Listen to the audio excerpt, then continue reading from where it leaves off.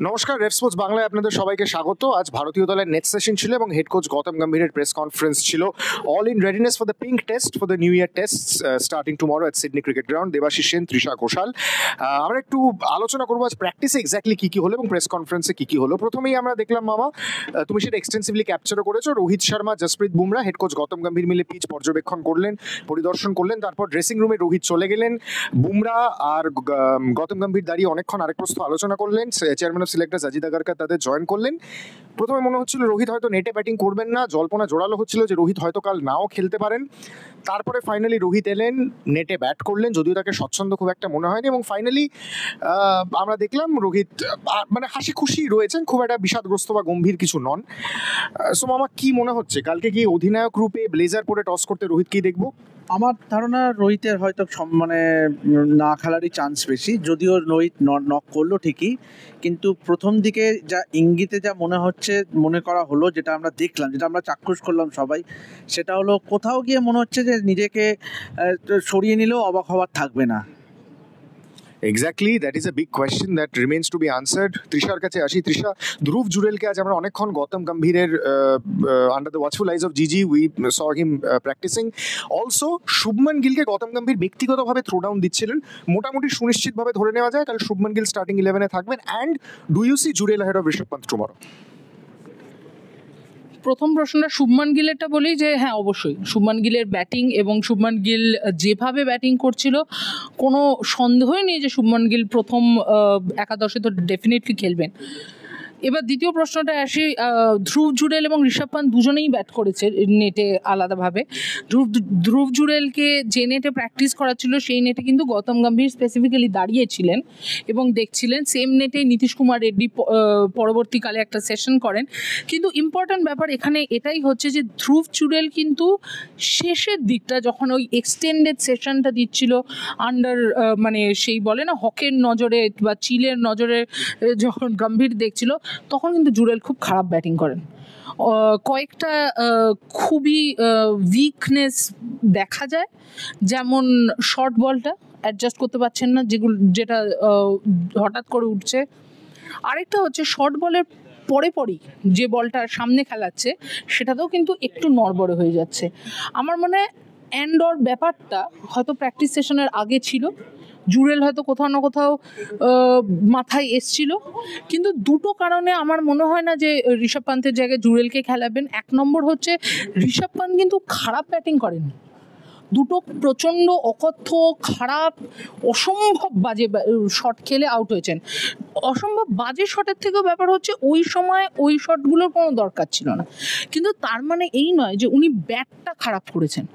এবং সেখানেই আমার মনে হয় যে জুরেলকে খেলানো একটু বেশি রিস্কি হয়ে যাবে, কারণ একেবারে অনেক কটা মানে হঠাৎ করে 8 জনকে ডেবিউ ক্যাপ ধরিয়ে দিলাম এরকম তো হতে পারে না। মানে জুরেল ডেবিউ হোক আর না হোক, তোমার ইনএক্সপিরিয়েন্স, তো আমার মনে হয় না যে এত ইনএক্সপিরিয়েন্সে যাওয়ার কোনো দরকার আছে, স্পেশালি যেখানে ঋষভ পান্ত কিন্তু আউট অফ ফর্ম বলতে পারবে না তুমি অগ্নি।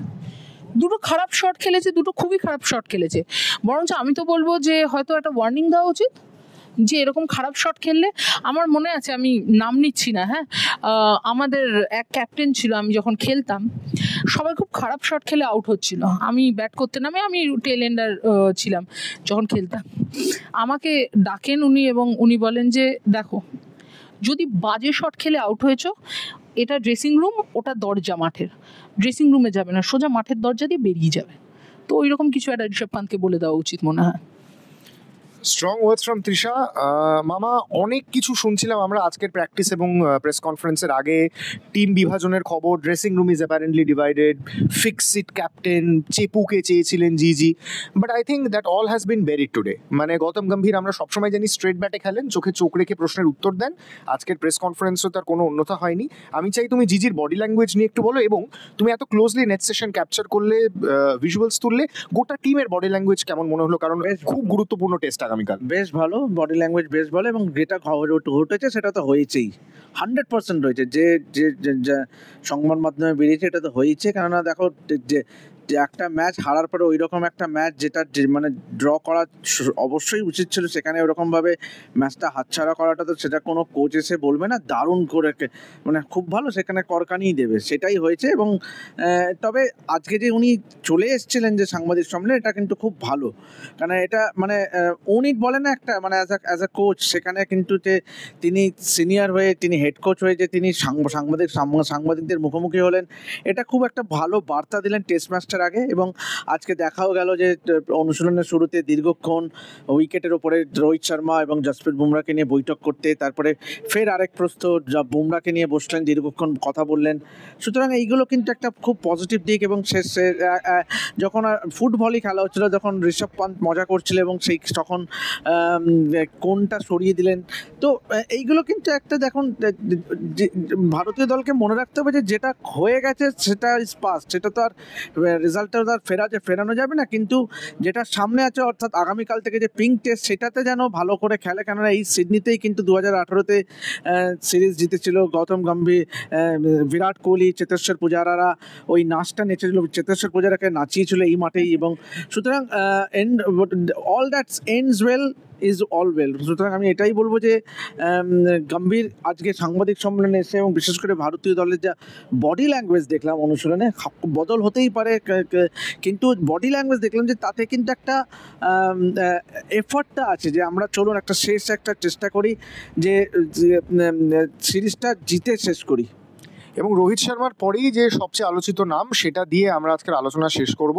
বিরাট কোহলি যখন টিম বাস থেকে নেমে এসসিজিতে ঢোকেন, তৃষার হাতে ধরা ফোন কেঁপে গেছিল এবং তারপরে finally at the end of the practice session Trisha সেই ছবিটাও তুলেছে বিরাট কোহলির সঙ্গে।